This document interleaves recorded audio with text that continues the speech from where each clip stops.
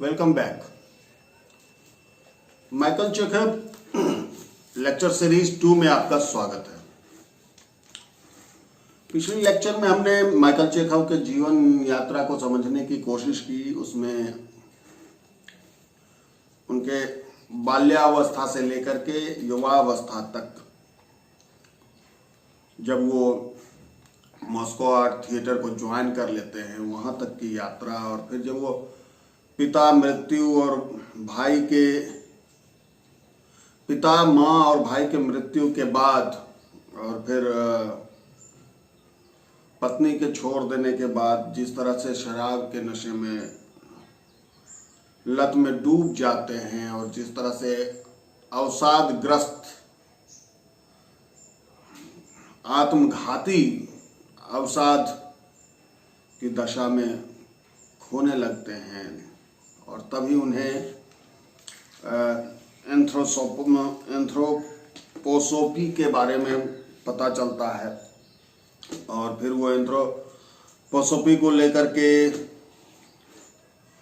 समझने की कोशिश करते हैं। और एंथ्रोपोसोफी जो रुडोल्फ स्टाइनर ने शुरू किया था। रुडोल्फ स्टाइनर बेसिकली वो ऑस्ट्रेलिया के दार्शनिक थे। उन्होंने उसके संबंध में तलाश शुरू करते हैं। और फिर हमने यहाँ पर बात छोड़ी थी कि माइकल चेखव के जीवन पर रुडोल्फ स्टाइनर के एंथ्रोपोसोफी का क्या प्रभाव पड़ा, इसको जानेंगे हम अगले लेक्चर में। तो आज हम लोग माइकल चेखव के लिए रुडोल्फ स्टाइनर की प्रासंगिकता को जानेंगे, समझेंगे। रुडोल्फ स्टाइनर की प्रासंगिकता दो स्तर पर माइकल चेखव के लिए हुई। एक तो माइकल स्टाइनर ने एक ऐसा मॉडल विकसित किया था जो मानवीय और आध्यात्मिक विकास में चेखव के लिए उपयोगी था। ह्यूमन बीइंग के साथ साथ आध्यात्मिक विकास में चेखव के लिए वो उपयोगी था। और यह चेखव के व्यक्तिगत जीवन और अभिनय की कला को समझने में दोनों स्तर पर लाभदायक था। इसके माध्यम से, एंथ्रोपोसोफी के माध्यम से, माइकल चेखव अपने व्यक्तिगत जीवन को और कला में जो अभिनय की जो कला है, इस दोनों को समझने में सक्षम हो सके इस एंथ्रोपोसोफी के माध्यम से, रुडोल्फ स्टाइनर के माध्यम से। रुडोल्फ स्टाइनर स्वयं भी, और दूसरी बात यह है कि रुडोल्फ स्टाइनर स्वयं भी एक नाटककार थे। वो नाटक करना पसंद करते थे और नाटक लिखते भी थे और निर्देशित भी किया करते थे। तो रुडोल्फ स्टाइनर ने क्या किया था कि सेल्फ को दो हिस्से में बांटा था। सेल्फ यानी स्व, यानी मैं, इसको दो हिस्से में बांटा। उन्होंने कहा कि एक दैनंदिन का सेल्फ, मतलब रोजमर्रे का, रोज दिन का जो सेल्फ हम हैं, जो रोज उठते हैं, रोज काम करते हैं, ये हमारा दैनंदिन का सेल्फ है, रोजाना का मैं। और दूसरा हायर ईगो, जो हमारा क्रिएटिव सेल्फ है, जो दैनंदिन के सेल्फ से अलग है। ये क्रिएटिव सेल्फ, हायर ईगो जो है, रंगमंचीय अभिनय की कला के लिए महत्वपूर्ण साबित हुआ माइकल चेखव के सिद्धांत में। इस पर हम लोग आगे चर्चा करेंगे। एंथ्रोपोसोफी के माध्यम से एक तरफ तो चेखव अपने व्यक्तिगत समस्या को समझ सके, उनकी क्या प्रॉब्लम है उसको समझ सके। वे सघन रूप से स्टाइनर का अध्ययन करने लगे तो असंयमित स्वभाव और स्वयं में विध्वंसकारी प्रवृत्ति से मुक्ति पाने के लिए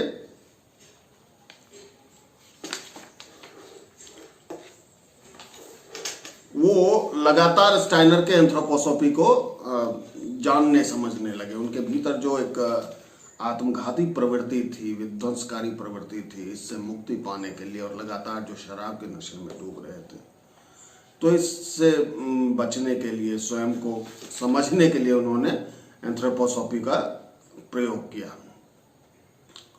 तो इस प्रकार स्टाइनर का जो सिद्धांत है वो चेखव के जीवन और उनके अभिनय सिद्धांत दोनों पर महत्वपूर्ण प्रभाव डाला। 1918 आते आते माइकल चेखव मजबूती के साथ स्टैनिस्लावस्की के अभिनय सिद्धांत में प्रयुक्त होने वाले व्यक्तिगत अनुभव और भावास्मृति का विरोध करना शुरू कर दिया। 1918 आते आते जब उन्होंने वापसी करना शुरू किया, तो वो फिर से जब वो काम कर रहे थे तो उन्हें लगा कि स्टैनिस्लावस्की ने जो अपने अभिनय सिद्धांत में इमोशनल मेमोरी और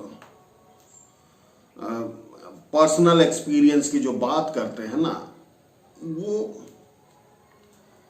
ठीक नहीं है, और इसका विरोध माइकल चेखव ने मजबूती के साथ किया।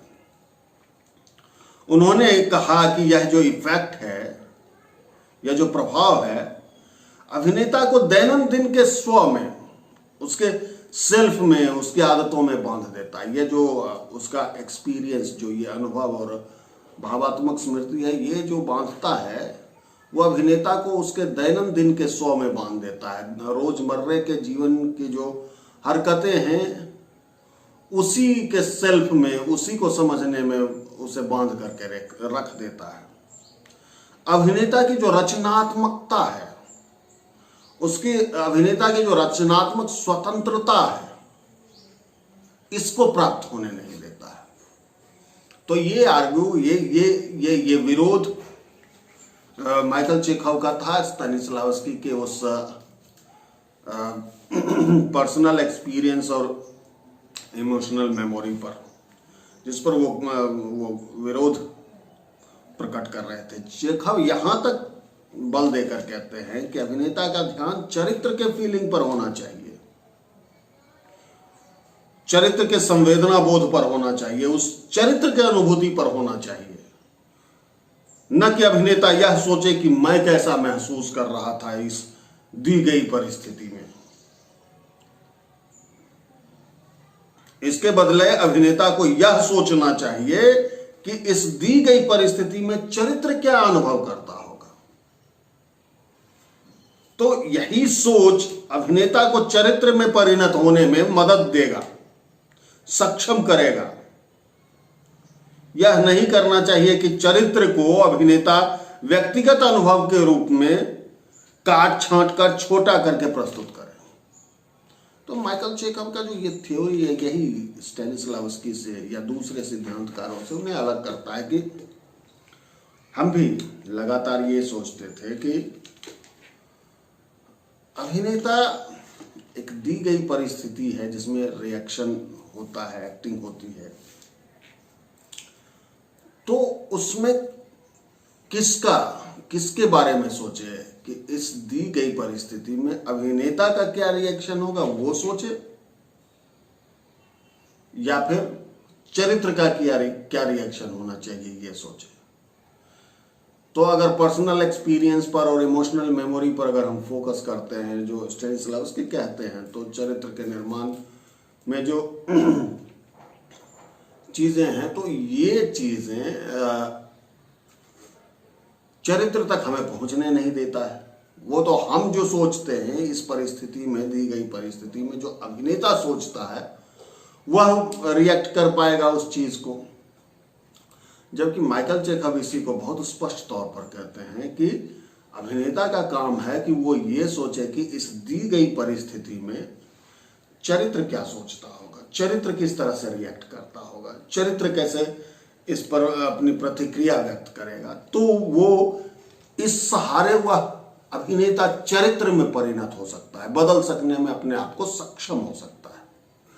यह नहीं करना चाहिए अभिनेता को कि अपने अनुभव के आधार पर चरित्र को काट छांट कर और छोटा करके अपने वाले अनुभव के फ्रेम में फिट करके कहें कि ये चरित्र है।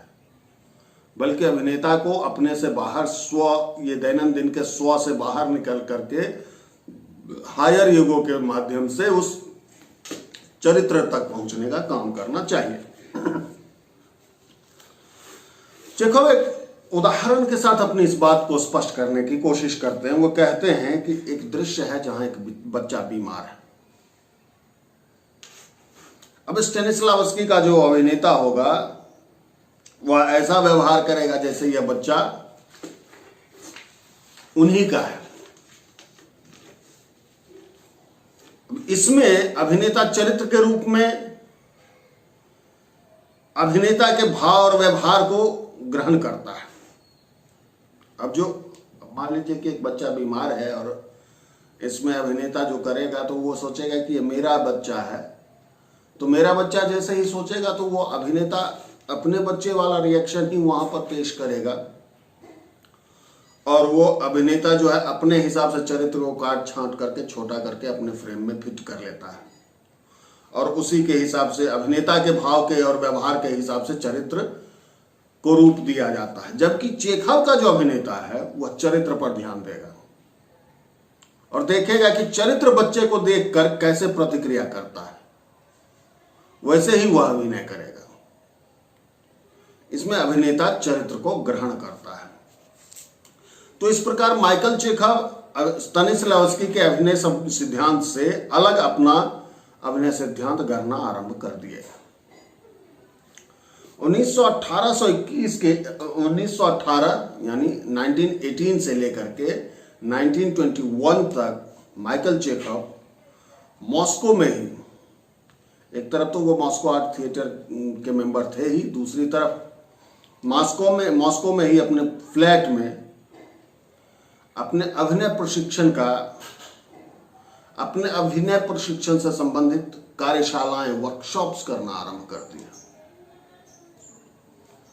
लेकिन आर्थिक कारणों से ये बहुत दिनों तक चल नहीं पाया, बहुत पॉपुलर लोकप्रिय भी नहीं हो पाया था।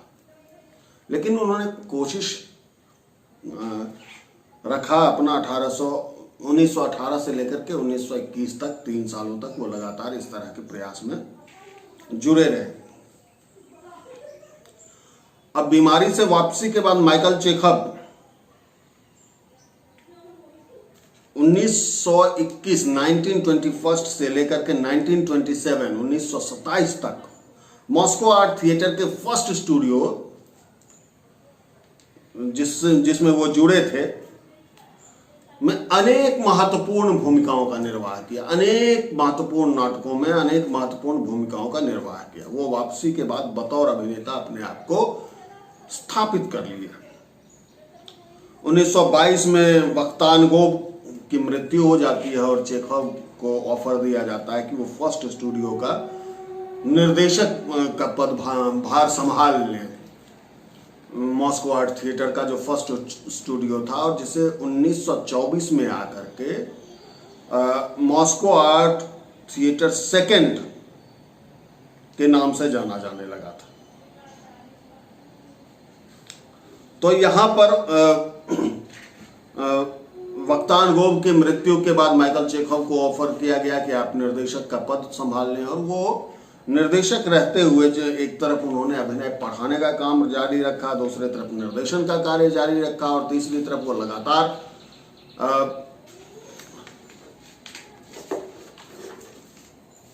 अभिनय करते रहे। और इस तरह से 1928 आते आते माइकल चेखव ने अपने 36 वर्ष की उम्र में अपना आर्टिस्टिक ऑटोबायोग्राफी, कलात्मक ऑटोबायोग्राफी प्रकाशित करते हैं the path of the actor के नाम से। उन्होंने 36 साल की उम्र में 1928 में प्रकाशित किया the path of the actor. 1927 में स्टालिन ने कला में प्रयोग को लेकर के कठोर नीति बना दिया रूस में कि आप कला में प्रयोग किस तरह से कर सकते हैं और वो प्रयोग समाज साम्यवाद के अगर खिलाफ है तो क्या होगा। इस तरह से उन्होंने कुछ कठोर नीतियां बनाई और माइकल चेखव को रहस्यवादी होने का अभियुक्त बना दिया गया। चूंकि वो एंथ्रोपोसॉफी में हिस्सा लिया करते थे, इसलिए उनको कहा गया कि ये रहस्यवादी और सीक एक्टर, कमजोर अभिनेता है और ये भ्रष्टाचार फैला सकता है, इसका अभियुक्त बनाया गया उन्हें। और एंथ्रोपोसॉफी को रूस में, सोवियत रूस में प्रतिबंधित कर दिया गया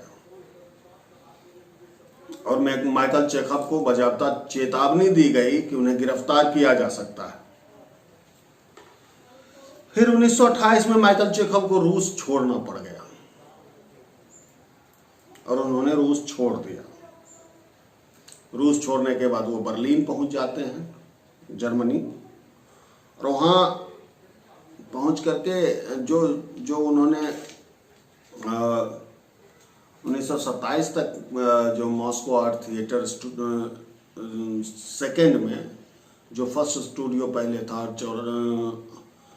1924 के बाद जिसे हम मॉस्को आर्ट थिएटर सेकेंड के नाम से जानते हैं, उसमें उनकी एक प्रसिद्ध प्रस्तुति हुई थी हेमलेट, जिसे बहुत ही सराहा गया था, शेक्सपियर के नाटक हेमलेट को,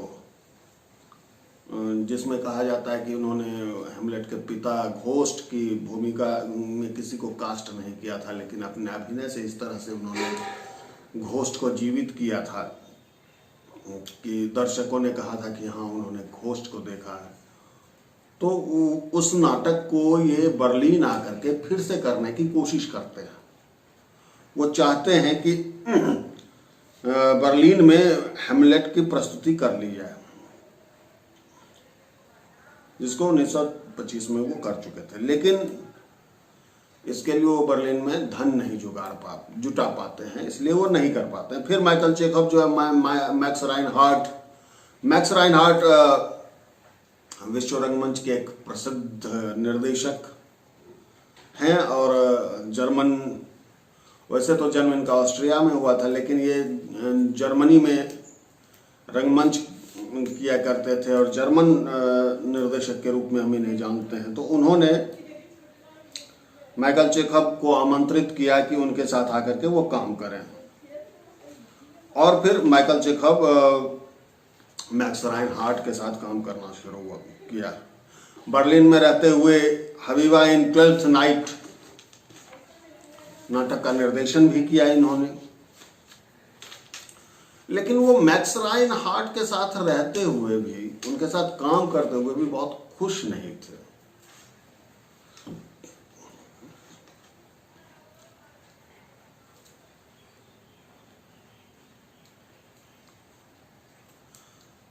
लेकिन यहाँ जो वो मैक्स राइनहार्ट के नाटक आर्टिस्टम में स्किट की भूमिका करते हुए उन्होंने हायर ईगो के संबंध में और भी गहरा अनुभव प्राप्त किया।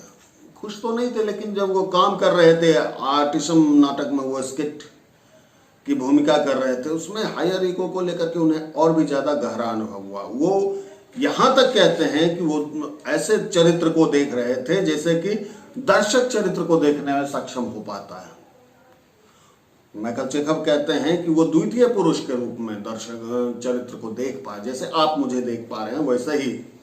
और यहां तक कहते हैं कि स्किड जो चरित्र था वो स्वयं माइकल चेखव को बताता था, कि निर्देशित करता था कि वह कैसे बैठें, कैसे चलें, कैसे बात करें, कैसे उठें। तो इस तरह से वो हायर ईगो को और भी ज्यादा अनुभव करना आरंभ कर दिए बर्लिन में मैक्स राइनहार्ट के साथ काम करते हुए। 1931 में माइकल चेखव पेरिस चले गए, बर्लिन छोड़ दिया, जर्मनी छोड़ दिया और वो फ्रांस पेरिस चले गए, जहां उन्होंने एक स्टूडियो, अपना स्टूडियो आरंभ किया। और स्वाभाविक है कि परदेश में स्टूडियो आरंभ करके उसे चला पाना तो आसान काम था नहीं, इसलिए अनेक कठिनाइयों का सामना करना पड़ा उन्हें। और उन्हें ये उम्मीद थी कि पेरिस में जो रूस के प्रवासी लोग बसे हुए हैं वो शायद मदद करेंगे, लेकिन उन्हें निराशा ही हाथ लगी। इस तरह का कुछ हुआ नहीं। यहाँ पेरिस में रहते हुए उन्होंने टॉल्स्टॉय जो दुनिया के महान कथाकार में से एक, उपन्यासकार में से एक, साहित्यकार में से एक हैं, उनकी एक कथा द कौशल अवेकन्स को रूपांतरित करके, वो एक परिकथा जैसी है, उसको रूपांतरित करके उस प्रस्तुत किया, पर फिर वो आर्थिक रूप से असफल रहा। तो 1932 से 33 के बीच माइकल चेखव वहां से, पेरिस से लाटविया और लिथुआनिया यात्रा किए और वहाँ के स्टेट थिएटर में उन्होंने नौकरी ज्वाइन कर ली, वहाँ काम किया। वहाँ रिचर्ड वागनर के नाटक पर्सिफल का निर्देशन किया। तो और साथ में ही उन्होंने यहाँ पर रीगा में अपना स्कूल भी आरंभ कर दिया और 40 की उम्र में यहीं पर पहली बार माइकल चेखव को हार्ट अटैक हुआ। लेकिन सब कुछ ठीक नहीं रह पाया। जल्द ही राजनीतिक अस्थिरता के कारण माइकल चेखव को इटली से लौटकर फ्रांस आना पड़ा और 1935 में माइकल चेखव ने क्या किया कि रूस के जो निर्वासित अभिनेता थे, उन अभिनेताओं का एक ग्रुप बनाकर अमेरिका जाने की योजना बनाई और इस ग्रुप के साथ उन्होंने अंतोन चेखव के 7 नाटक और कहानियों का नाट्य रूपांतरण प्रस्तुत करना शुरू किया। अंतोन चेखव उनके चचा, अंकल, तो उनके कुछ कहानियों का और 7 नाटकों का उन्होंने छोटे छोटे नाटकों का नाट्य रूपांतरण करके वो कहानियों का मंचन करना शुरू किया। और ये जो ग्रुप हुआ, इस ग्रुप को नाम दिया मॉस्को आर्ट्स प्लेयर। ये मॉस्को आर्ट्स प्लेयर नाम के ग्रुप ने न्यूयॉर्क, बोस्टन, फिलाडेल्फिया इस समय प्रदर्शन करना आरंभ किया। अपना यूरोप, अमेरिका में आकर के उन्होंने अपना प्रदर्शन शुरू किया। तो अमेरिका की एक प्रसिद्ध अभिनेत्री है स्टेला एडलर, जो अपना एक्टिंग स्कूल चलाती थी। उन्होंने माइकल चेखव को अपने यहाँ आमंत्रित किया कि आप आइए और मेरे यहाँ अपने अभिनय पद्धति पर अपना जो एक्टिंग मेथड आप डेवलप कर रहे हैं, इसके ऊपर एक लेक्चर दीजिए। और वहाँ जाकर के माइकल चेखव ने अपना लेक्चर डेमोन्स्ट्रेशन स्टेला एडलर के एक्टिंग स्टूडियो में लेक्चर डेमोन्स्ट्रेशन अपना दिया था। 1935 में ही माइकल चेखव की मुलाकात जो है विएट्रिस स्ट्रेट और डिएड्री हर्स्ट ड्यूप्रे, ये 2 ब्रितानी नागरिक इनसे होती है। विएट्रिस स्ट्रेट और डिएड्री हर्स्ट ड्यूप्रे ये दरअसल डार्टिंगटन हॉल जो उनकी जगह थी, वहाँ उनका अपना एक एक्सपेरिमेंटल ग्रुप था और उस एक्सपेरिमेंटल ग्रुप के लिए वो चाहते थे कि कोई एक ऐसा व्यक्ति मिले जो थिएटर का एक कोर्स बना दे। उसके लिए वो कोर्स बनाने वाले एक व्यक्ति को तलाश रहे थे। तो बिएट्रिस स्ट्रेट की जो माँ थी, उन्होंने चेखव को देखा था, वो चेखव से प्रभावित थी और उन्होंने बताया अपनी बेटी को, बिएट्रिस स्ट्रेट को, कि ये व्यक्ति ही वह शिक्षक है जिसकी तुम्हें तलाश है। तो इस प्रकार बिएट्रिस स्ट्रेट और उनके पति ब्रिटेन से आकर के अमेरिका फिलडेल्फिया में आकर के उनके नाटकों को देखा, माइकल चेखव के नाटकों के प्रदर्शन को देखा और प्रभावित हुई और प्रभावित होकर के उन्होंने अपने थिएटर के लिए उन्हें आमंत्रित किया। चेखव ने आमंत्रण स्वीकार कर लिया और 1935 में वो अमेरिका छोड़ करके ब्रिटेन चले आए थे। कहा जाता है कि जब 1935 में आकर के वो ब्रिटेन आए थे, उस समय माइकल चेखव को अंग्रेजी में सिर्फ इतना आता था, हाउ डू यू डू, बस, इससे ज्यादा अंग्रेजी नहीं आती थी। लेकिन फिर भी ये दोनों तरफ से एक बड़ी साहसी कदम था माइकल चेखव की तरफ से और बिएट्रिस स्ट्रेट और ड्यूप्रे की तरफ से, दोनों की तरफ से ये साहसिक कदम था कि दोनों ने अपने अनुबंध को जारी रखा।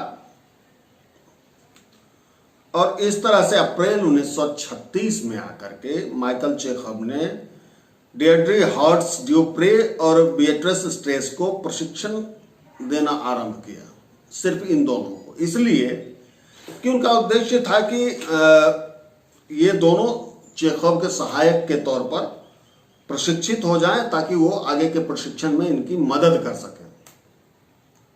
और ये प्रशिक्षण 3 महीने तक चला और 18 कक्षा में विभाजित था। 5 अक्टूबर 1936 में डार्टिंगटन में चेखव स्टूडियो का शुभारंभ होता है। चेखव थिएटर स्टूडियो, इसका शुभारंभ होता है और इसमें 20 छात्र प्रशिक्षण के लिए आते हैं। 20 में से 4 छात्र, मात्र 4 ब्रितानी थे, ब्रिटेन के थे, बाकी अमेरिका और कनाडा के थे। यहाँ माइकल चेखव अपने अभिनय सिद्धांत को आजमाने और विकसित करने का अच्छा मौका उनको मिला। ये बिल्कुल इसलिए कि उनके ऊपर कोई ये दबाव नहीं था, आर्थिक दबाव नहीं था, जिस वजह से वो स्वतंत्र होकर के अपने प्रयोग को कर रहे थे और वो अपने अभिनय सिद्धांत को आजमा रहे थे, मांझने के काम कर रहे थे। और धीरे धीरे व्यावसायिक दबाव नहीं होने की वजह से वो अपने कोर्स को 3 साल के कोर्स के रूप में विस्तारित करने का काम किया। लेकिन एक बार फिर से द्वितीय विश्व युद्ध का समय आ गया। द्वितीय विश्व युद्ध का उठापटक आरंभ हुआ और स्कूल बंद हो गया द्वितीय विश्व युद्ध के आहट की वजह से। और माइकल चेखव को 1938 में अमेरिका की यात्रा करनी पड़ी। एक बार फिर नए घोंसले की तरफ माइकल चेखव को यात्रा करना पड़ा। लेकिन उनकी जो शिष्या बिएट्रिस स्ट्रेट थी, उसने अमेरिका में रिजफील्ड में एक स्थान की तलाश की और जहां माइकल चेखव ने अपना नया स्कूल फिर से आरंभ किया। दिसंबर 1938 में आरंभ किया। उस समय अमेरिका विश्व युद्ध में कहीं भी बीच में नहीं था, तो इसलिए विश्व युद्ध के खतरे कम से कम उस समय अमेरिका पर नहीं थे। तो लगा होगा माइकल चेखव को कि मैं सुरक्षित यहाँ हूँ और यहाँ स्कूल चलाए जा सकते हैं। तो उन्होंने रिजफील्ड में अपना एक स्कूल आरंभ किया दिसंबर में 1938 में। यहीं पर माइकल चेखव के अभिनय प्रणाली व्यवस्थित रूप ले पाए पूरा। उसका जो मुख्य घटक था, मुख्य अवयव था, जैसे imagination and concentration, higher ego, atmosphere and qualities, centres, imaginary body, radiation and style, 4 brothers नाम का जो उनका एक्सरसाइज का एक सीरीज है, वो ये सब अभिनय प्रणाली में का जो उनके जो अपने एक्टिंग मेथड थे, उसमें ये सब अवयव, ये घटक जो थे, कंपोनेंट्स, वो स्पष्ट रूप से व्यवस्थित हो पाए थे इसी जगह पर। 1938 से 1942 तक आर्थिक दबाव के बावजूद भी माइकल चेखव ने अपने स्कूल को संचालित रखा। लेकिन 42 में, जैसा कि हम सब जानते हैं कि द्वितीय विश्व युद्ध में अमेरिका को भी शामिल होना पड़ा और इस वजह से आर्थिक दबाव बढ़ने लगा और 1942 में माइकल चेखव को अपना स्टूडियो बंद कर देना पड़ा। इस बीच में माइकल चेखव ने कुछ महत्वपूर्ण नाटकों की प्रस्तुति भी की थी अपने स्टूडेंट्स के साथ वहां पर। 1939 में द पोजेस्ट, फ्योदोर दोस्तोयेवस्की का नाटक की कहानियों को लेकर के उन्होंने किया था। फिर 1940 में the cricket on the hearth, Charles Dickens का है, उसको लेकर के किया। वैसे the cricket on the hearth उन्होंने पहले भी कर रखा था, उसका रिपीट शो किया। 12th नाइट को फिर से इन्होंने 1940 में शेक्सपियर के 12th नाइट को किया, 1941 में किंग लियर को किया। तो इस तरह से वो अपने स्टूडेंट के साथ लगातार नाटक भी कर रहे थे। और 1942 में उन्हें अपना स्कूल बंद करना पड़ा। फिर 1943 में माइकल चेखव को लॉस एंजलिस जाना पड़ा। वो वहां से अपनी यात्रा लॉस एंजलिस के लिए एंजल्स करने के लिए आरंभ कर दी। एक फिर नई यात्रा, एक नई घोषला की तैयारी,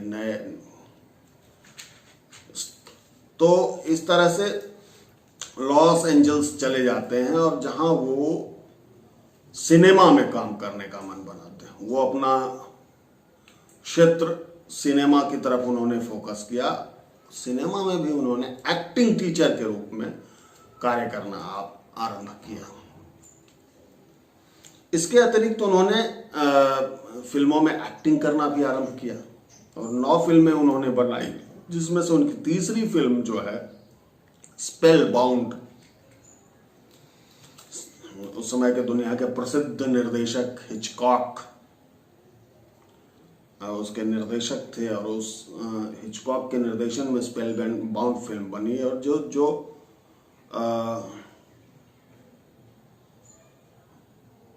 ऑस्कर के लिए बजाबता माइकल चेखव उस फिल्म के लिए नॉमिनेट होते हैं।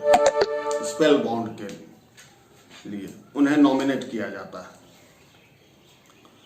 फिर 1946 में लेबोरेटरी थिएटर के आमंत्रण पर वे अतिथि शिक्षक के रूप में द गवर्नमेंट इंस्पेक्टर का, जो गूगल का नाटक था जिसे हम लोग इंस्पेक्टर जनरल के नाम से भी जानते हैं और द गवर्नमेंट इंस्पेक्टर के नाम से भी जानते हैं, उसका उन्होंने मंचन किया अतिथि निर्देशक के तौर पर। लेकिन इसके बाद उन्होंने कोई नाटक का निर्देशन नहीं किया और इसी तरह से रिचफील्ड के बाद उन्होंने कोई स्कूल डेवलप करने की कोशिश नहीं की। फिर 1948 में आर्क ऑफ ट्राइम्स फिल्म की आर्क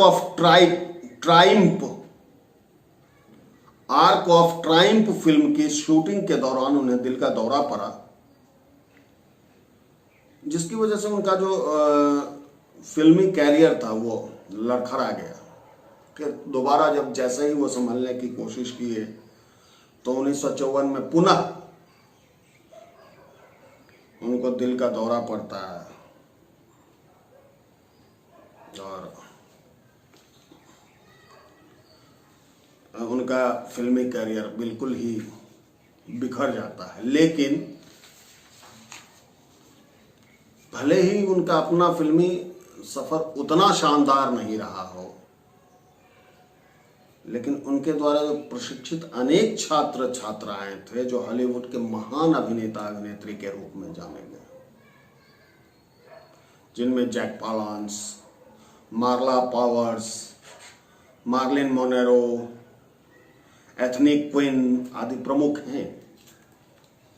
और फिर 1953 में ही उन्होंने अपने अभिनय सिद्धांत की पुस्तक टू द एक्टर को प्रकाशित किया और अगली कक्षा में हम उनके अभिनय सिद्धांत और टू द एक्टर्स पर विस्तार से चर्चा करेंगे। तब तक के लिए धन्यवाद।